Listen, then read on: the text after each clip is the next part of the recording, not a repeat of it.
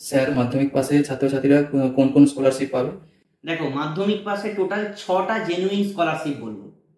6টা জেনুইন স্কলারশিপের মধ্যে প্রথম স্কলারশিপ হচ্ছে পশ্চিমবঙ্গ সরকারের বিকাশ ভবন স্কলারশিপ, যেটা Swami Vivekananda merit cum means scholarship নামেও পরিচিত। মাধ্যমিক পাশে মিনিমাম যদি কারো 60% নম্বর থাকে তাহলে তারা এখান থেকে 12,000 টাকা পাবে।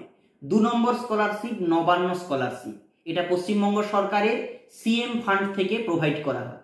3 নম্বর স্কলারশিপ হচ্ছে ঐক্যশ্রী স্কলারশিপ, এটা সংখ্যালঘুদের জন্য, মুসলিম, বৌদ্ধ, জৈন এই সমস্ত স্টুডেন্টদের জন্য এই স্কলারশিপ।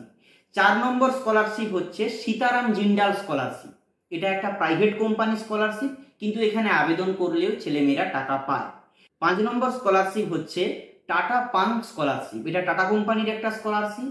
এবং শেষ স্কলারশিপ যেটা, সেটা হচ্ছে এলআইসি কোম্পানির এলআইসি গোল্ডেন জুবিলি স্কলারশিপ।